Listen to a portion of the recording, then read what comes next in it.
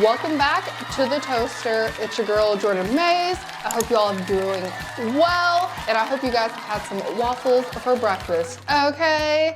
Y'all, it's giving Women Empowerment Month, and it's not even March.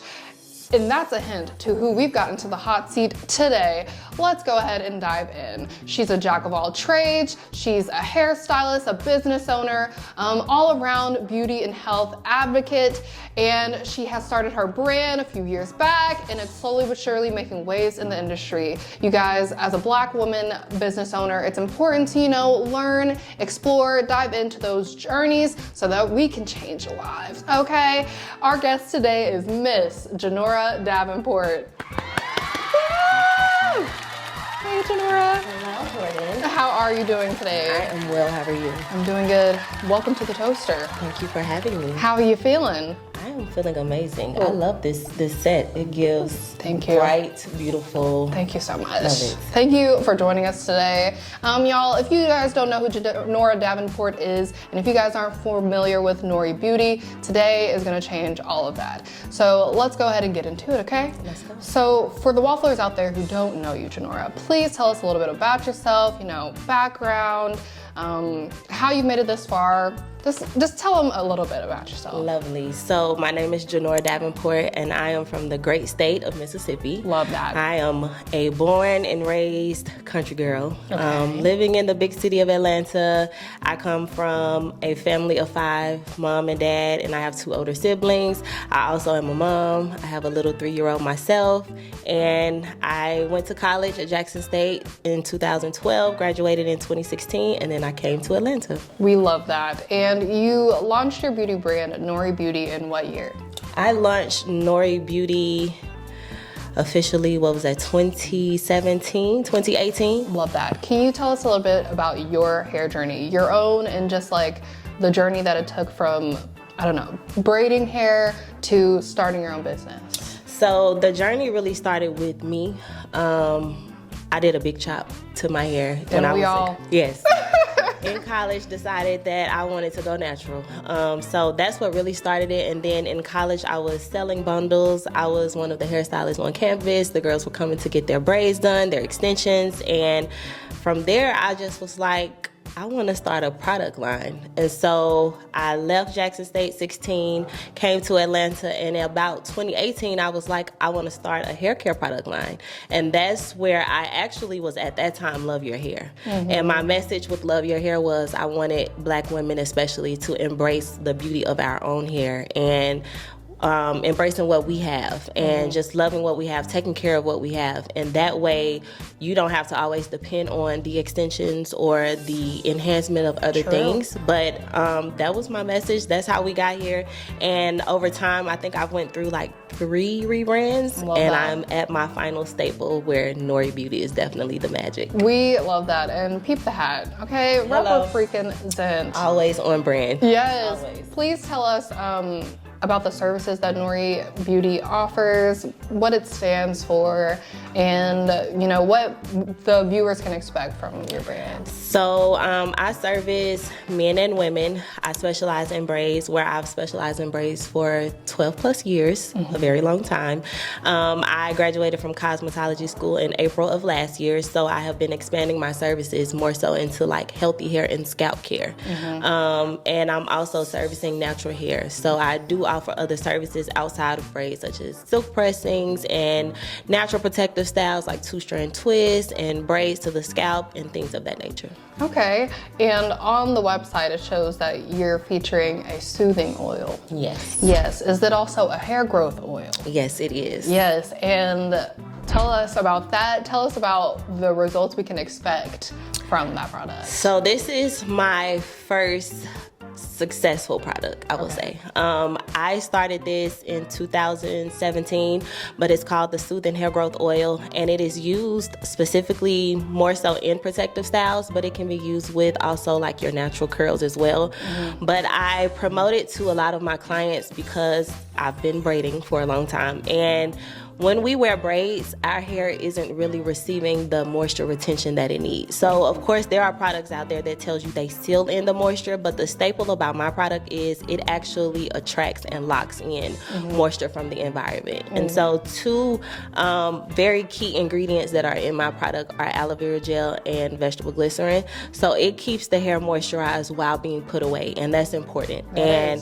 I am very prideful about healthy hair. So putting your hair up is wonderful, but if you put it up and you're not maintaining the health of it while it's up, that's not really good. So I have a product that helps with that, and it eliminates the stress and the worry of how well is my hair going to be taken care of while in this protective style. Yes, we love that. You mentioned that it's your first successful product. Yes. Can you dive into what it takes to, for one, you know, you're starting a hair care brand, but you know, the development of the products that are going to be, you know, sold with this brand. Can you tell us about the trial and error, the journey that it takes to create a product worth selling?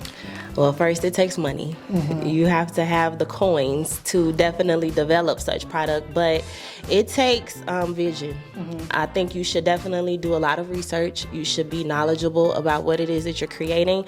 That way when you're selling to your consumers, you know what you are offering them, and they will have questions. They want to know, okay, how are you different from the other 10,000 other products that we see every day? Right. So I think that it's very important that you do your research, that you are knowledgeable about what you're selling, but you also have a purpose behind it and not just selling a product just because. So you mentioned how important it is to stand out from all your competitors. How does your brand do that based on its products, and how does the branding play a role? So, based on products, my signature product being the Soothing Hair Growth Oil, as I mentioned, the product of the aim of the product being able to actually lock in moisture and attract moisture. That's one of the key things, because other products really are like giving you the message of sealing in the moisture, but we want to attract it and lock it in with this product. I am aiming for our products to be sustainably high driven, so that they can actually be used with ingredients that are healthy, not just chemical based or whatever can sell the quickest. Like we really want to nourish the scalp and give back to the hair and the scalp that will give us health, because that's our purpose. And then as far as the brand, I'm very prideful on education. So I feel that my brand is set apart because I am aiming to educate not just my clients but my consumers as well. Not just on how to use products, but like what's in the products. What are the benefits of these products? How is this going to help? These products may not be for every hair type. So even educating them on that, like, okay, there's a bulk of products that are specifically for fine, medium textured hair or for coarse textured hair. Not everything works for one thing. So pride myself on education, and I know that that's how we stand out, because there is not too many brands that are really educating their market. They're and just selling the product. Advocating for the health of like other people's hair. Yes. That's important, and that's huge, especially for people of color. Exactly. Okay, so I did a deep dive on your social media just to see, you know, just to get well-rounded with the brand. I peeped that you will soon be offering clip-ins. Yes. Yes, so please tell us how that product aligns with the vision of the brand and how it's offering more beauty options and giving women confidence and versatility. So I'm actually wearing the clip-ins today. They look great. Thank you. Phenomenal. Thank you, thank you. So my goal with this, I'm a mom and I'm a hairstylist. So those two things going hand in hand is a busy life. And I think about other women who may not necessarily be a hairstylist, but they have other professions that keep them very busy, and they may be moms. So the first things first for me is convenience. It allows me to definitely achieve a style within like 5 minutes, and I can get up and go. Secondly, for me, I am still focusing on like the natural hair, the natural enhancement, and having clip-ins is just an enhancement to that. You don't have to necessarily do a whole quick weave install or use all of the clip-ins. You can just add a few pieces to give you more length, to give you more volume, and still take care of your hair. Absolutely. So that's how we want to incorporate it. Can you tell us a little bit about the install process? You know, so the install process it's versatile. Okay. You can do how I have it installed now as an install where I have no leave out. Or you could do it with an install where you just go in and you add in to your hair, to your natural hair, to give it, and just clip in a few pieces or clip in the entire pack of pieces. So it's very versatile. It allows you to definitely give you versatile looks and not just one way. Yes, okay, and your look is giving. Like, the hair is eating down, absolutely. So you mentioned balancing business and motherhood, and that's no small feat. Not at all. So how do you juggle the two? Balancing a business that's on the rise and being a mom? It has its challenges. I had to take a deep breath just even thinking about it. It has its challenges, and to be honest, I think most recent I just got to a place of like balance, like get into that work-life mom balance, because before now I was in the salon way too much, way too long, and I was not balancing that life, and so I did feel guilty a lot, you know, about being in the salon and not really spending a lot of time with my son, or, you know, just having that boundary where I say, okay, no, I can't take you today. But I will say, like, coming to this place of finding that balance, I've learned to say no. Like, I don't have to accept every appointment. I don't have to go beyond my start and stop time. Like, I have boundaries set. And it's not just about having boundaries in personal life, but you have to have boundaries as a mom working and being an entrepreneur. Right, and being an entrepreneur and juggling all the outside factors of that, it takes a lot to create a disciplined, you know, life. And you said you feel like you just got to that place of balance. What all did it take? Like, what advice would you give those out there who are struggling to, I don't know, manage their time well, you know, knock off some bad habits so that they can really lock in on the things that are important to them so that they can too create a successful, balanced life? Organized. You have to be organized, create a system. Don't just feel like you have to be working all of the time, and you will never be without. What's for you will be for you. And I think that was another thing that I had to always tell myself too. Like, I don't have to put myself in a position where I feel like, okay, I'm lacking over here, I'm lacking over here. Like, what's meant for me is meant for me, and it's going to come. So I don't have to always work. Like, I have to definitely have a balance and just always remember that God is my provider. So that's my source. Yes, that's beautiful, y'all. Did y'all take a note of that? Because you just dropped some gems, okay? So, like I said, you know, when it comes to being an entrepreneur and running a business, there's a bunch of ins and outs. Like, people see the result, they don't see the behind the scenes, you know? They see the website, they see the merch, they see the product, but they don't see what it took to get there. And speaking of all the things that get there, that help you get there, your website. The website is stunning, visually. Thank you. What was your vision when creating the online experience for your customers, and how does the website represent the brand story? Okay, first off, I want to give a shout out to Courtney. She is the web designer, my brand strategist. But my vision was I wanted to give people a personal encounter. So of course, when you get on my site, you see me. And I wanted to be the face of my brand, hence the name Nori, even though my name is Janora, but Nori is also my childhood name that my mom and my family called me. So I wanted to give people a personal encounter of who I am, and the colors, the aesthetic, I also wanted them to feel calm when they're shopping. I wanted them to feel like, you know, this is a natural environment, hence the colors greens. Yes, it's very earthy. Very earthly. And I feel that I'm also a very harmonious person. So I also wanted to create harmony with my products, with my services, and just that shopping experience, like all inclusive of having such harmony and natural and the personal of just experiencing me. Your social media page is very welcoming. It really is. I love it, for real. Thank you. And what does social media, what role does it play with your business? Balancing entrepreneurship, you also find yourself becoming a content creator. Like, you know, you want to start a business and it should be as simple as starting a business, but now you see that you have to like put content out there with your business. How do you find the balance? And how do you feel about that? Like, sometimes I say I didn't sign up for this. I but I've actually found a love for it. I've found a love for content creating.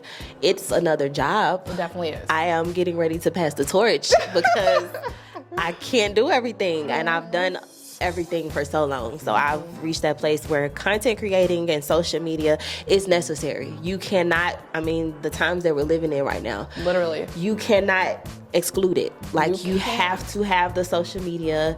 It is necessary for the business, and it's okay to do everything for a period of time. But when you get to that place where you understand, like, okay, now I need some help, what I've learned with social media is not being afraid to say I need help. And that is how I definitely keep it afloat. But staying consistent is also important. But like I mentioned earlier, like, knowing what's for me is for me. Absolutely. I take hiatuses. Like, I cannot be just all the time on social media. It's heavy sometimes. It is. So I do, and I do not be moved by when they say, oh, if you aren't on social media, you will be lost and people won't find you. No. They'll find you when you come back. They're gonna find me. Absolutely. Running a business on your own, it's, you know, a one-man show. It can only be a one-man show for so long. How do you know when it's time to, you know, pass the torch to certain people and build a team and create that trust to put your baby in the hands of others? Getting burnt out, for me, that is when I know, okay, I either need to take a break or I need to find some help. And because I am a mom and I'm an entrepreneur, recently I've really noticed, like, okay, I need help in this area. Like, okay, I'm educating myself to get better, but there's only so much that I can do. Right. And so when I realize that I've reached my peak, or like the highest that I can go with the success of that, I just know that it's time to find other solutions. And so I have to be very open about, like, needing help. And it has helped me get to this place of staying consistent as a business owner, as a mom, and a content creator. Coming all the way up north, but really in the South, but Atlanta from Mississippi. You're in a city full of such rich culture and community.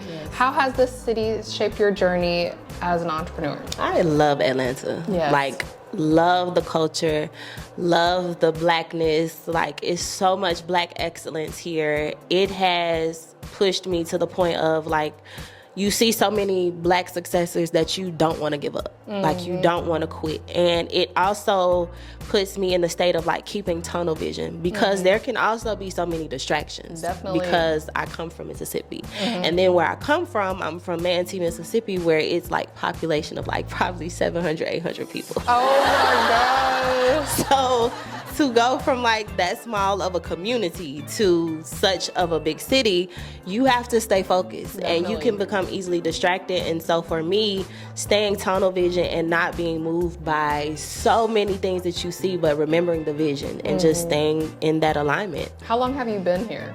2016, 2025, what's that, 9 years? Wow. 9 years this summer. Would you ever pack it up and move the business elsewhere? I would. So let's dive in. Beyond the oils and the clip-ins of your brand, what other products or services does Nori see on the horizon, and how else do those products contribute to the brand's mission? So we are actually launching our Braid Academy in the month of February. So that's like one of the biggest accomplishments for the top of the year that I'm super excited about. Yes. I've braided for 10 plus years, and yes, I'm tired. Like, I feel that I have fulfilled my purpose in the area of like being behind the chair. And it's not to say that I'm quitting on everybody right now. I just know that I'm making a transition. So that's one of the next things that we are doing, and we are doing in-person and online training. So we'll have access for virtual training, online community, as well as having in-person trainings and workshops and classes. And I look forward to collaborating with a lot of other braiders in the industry that are doing very well. So that's one of the things. I will be dropping more hair care products this year as well. I'm not going to name drop those just yet. But the clip-ins are going to be be dropped as well this year as well. So I'm excited. Yes, you've got an exciting year ahead of you for sure. We do. What are some key takeaways that you hope the students gain from your classes? My biggest focus is healthy braiding. Period. Because the girls on TikTok were angry with us braiders. I saw a lot of videos where they're like, who's gonna tell them? They're not braiding healthy, they're damaging our hair. And what is the unhealthy part of it?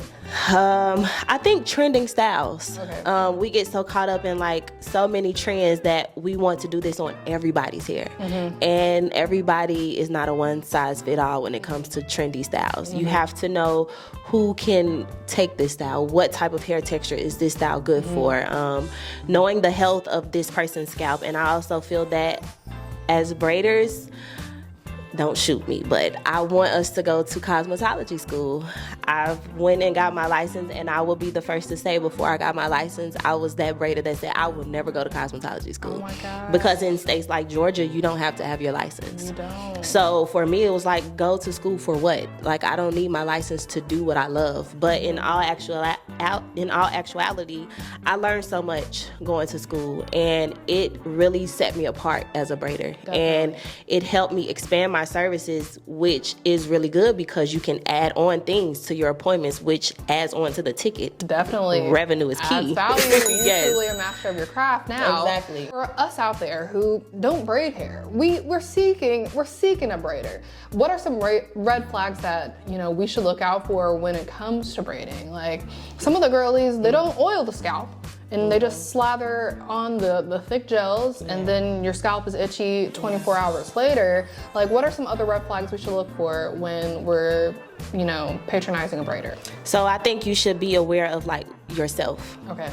You should know, and if you don't know, you need to go to a licensed cosmetologist that you can have a consultation with, so that you do know more about your hair and your scalp. But like if you are a person that has scalp concerns and conditions, you probably should go to a licensed braider. You shouldn't go to a braider who does not have their license. But if you are concerned about like your edges or like thinning, and then you are on pages and you see like tension, you see redness, inflammation of the scalp, them braiding really tight, that's a red flag. Some things you can't really judge from social media, like cleanliness. You can judge it by so little. You may see certain things in their background, but that will be more so like word of mouth, or maybe having a consultation with them and going into their environment to see how clean are they. True. Okay, so you mentioned that you got a big chop. Yes. Didn't we all get a big chop at some point? We had to let the perms go and embrace what God gave us. Yes. Many Black women, have complicated relationships with their hair.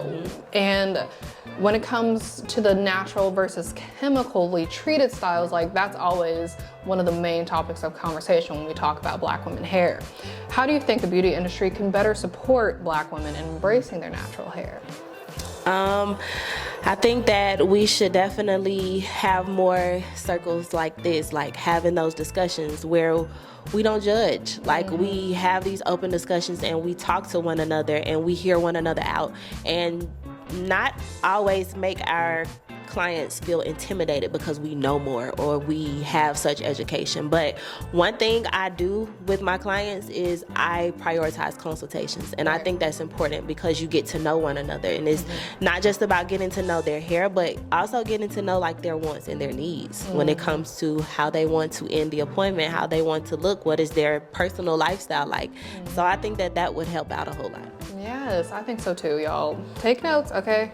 So the beauty industry has seen an increasing focus on inclusive products, but there are still challenges. How do you think companies can do a better job of offering products that cater to all hair types, especially textured hair?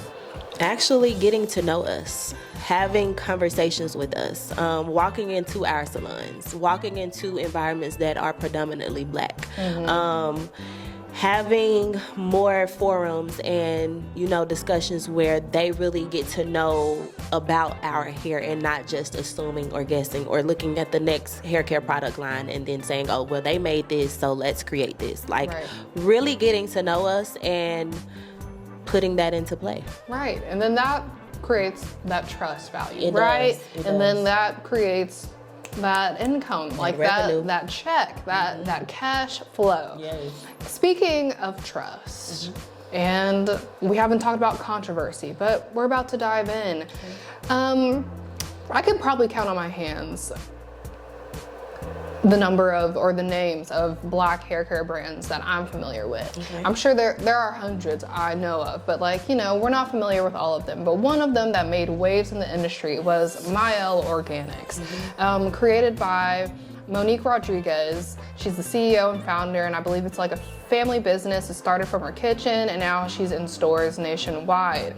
It came out that she, you know, her business got acquired by Procter & Gamble, and you know, that stirred the pot that, you know, the ingredients are changing. She's no longer playing such a key role in the creation process. And then there was an influx of social media posts saying like, Mielle's making my hair fall out. Mielle is, you know, damaging my hair, and it used to not be like this, and it's cancer causing to some extent. Does it raise concerns for small Black owned businesses, and how do you feel about the situation? Well, I first want to give a round of applause to her, because it takes a lot to own a hair care product line. Definitely. It takes a lot to reach the level that she has reached. How do I feel that it affects us as small owned businesses? I think that it's like a lesson learned, like we can take away from that. Definitely.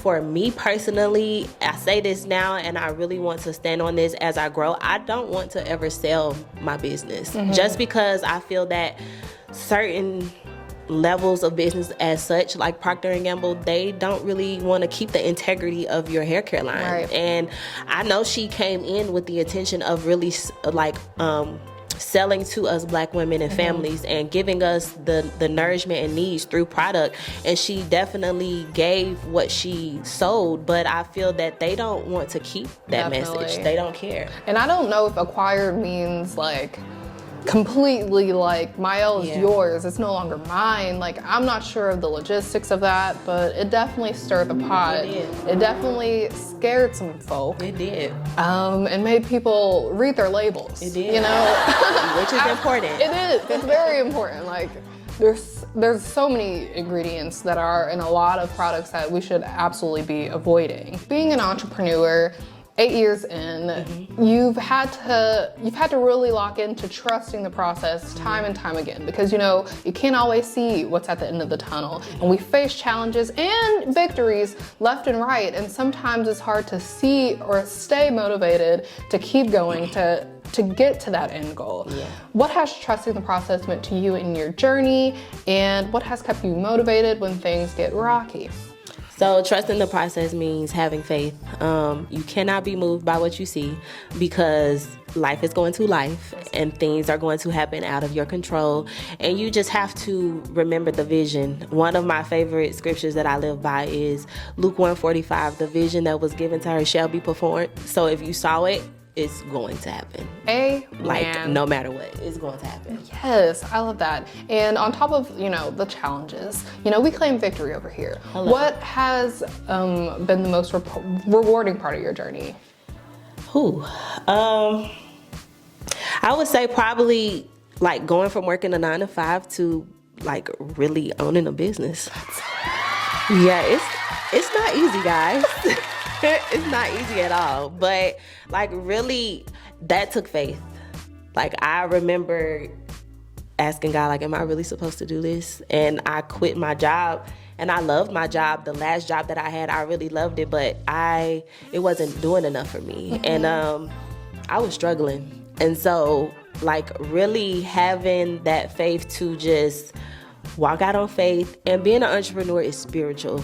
You cannot do this without God. Like, this is not one of those things where you just wake up and say, oh yeah, I don't need God today. No, you need him every single day when doing this. So I think that's like been the thing. Like, it hasn't been easy, but God has been the source, man. I mean, yes, and you still here, you still standing. Hello. You and your business. We're making it. And our as someone who has a successful business, you know, this is her full-time job. It is. Do you think there's been a shift in the industry in terms of the value of Black-owned brands, and do you think we still have a long way to go? I think it's been a shift, but it's been a great shift. I see more Black-owned businesses coming into the industry, many industries. I think that we always have room to grow. Do we have a long way to go? I don't think we have necessarily a long way to go, but I think we are making really good steps. Definitely. To that place of like owning. Now, what I will say is what I want more from us as a Black community, hear me out. We need to come together like these other communities and build our own Black communities where our businesses are thriving together. And we're not going into other groups trying to put our businesses there, but really like coming together and we have our own Black Wall Street again. Absolutely. Like that's really what I see for us as a community. Yes, y'all. It's time to lock in. It is. No more games to be played, okay? It's 2025. Yes. Let's get back on top of what our ancestors were building. Hello. Okay, so through your journey, what's one lesson that you wished you would have known when you started? Building systems.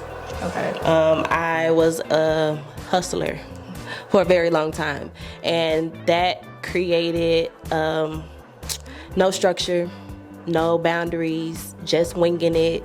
Not really a plan, like not having a plan, but like if I would have known what I know now, I would have, one, built systems, but I would have connected with someone who was more successful than me.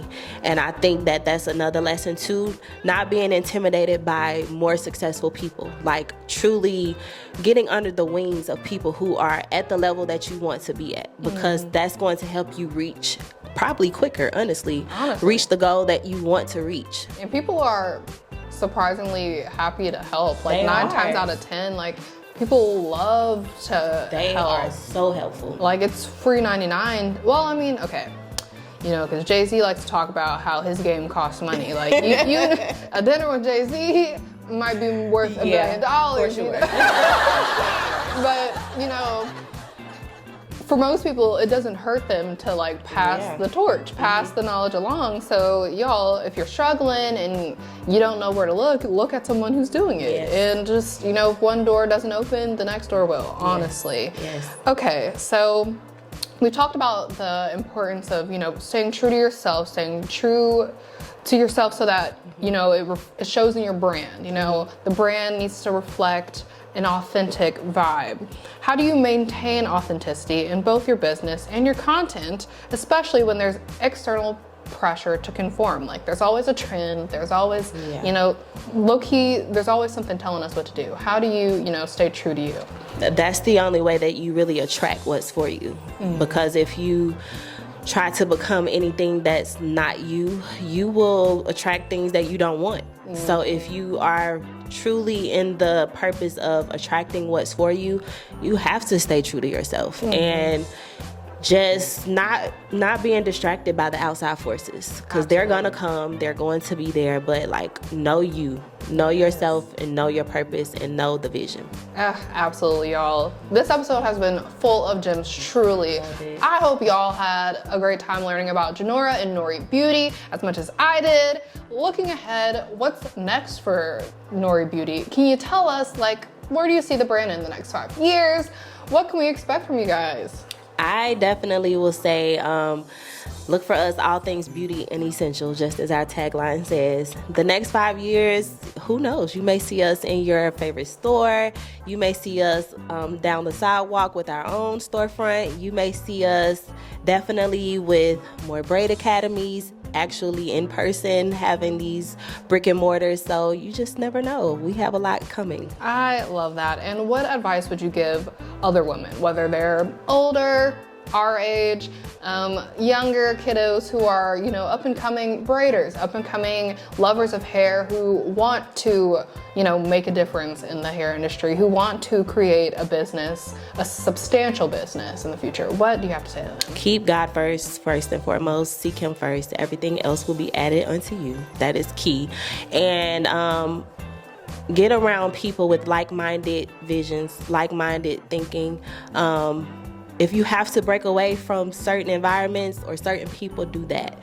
do not be afraid of what you lose, because you're gonna gain so much more. And you're not losing anything, honestly. Yes. You're gaining everything. Yes. Janora, this has been quite the delight. I mean, such a beautiful conversation. Wafflers, I hope you guys enjoyed this as much as I did. Please tell them where they can find you and the brand. So you guys can find us on Instagram at Nori Hair _X, where our services are always provided. Nori Beauty _X, where we are always showing you what's next in Nori Beauty. And then you can follow us on TikTok at whoisnori _X. So I look forward to seeing you guys, and thank you for having me. Of course, y'all, and that's a wrap on episode 7. We'll see you guys next time. Don't forget to like, comment, and subscribe. And that's another one from WAFFLE TV. Bye.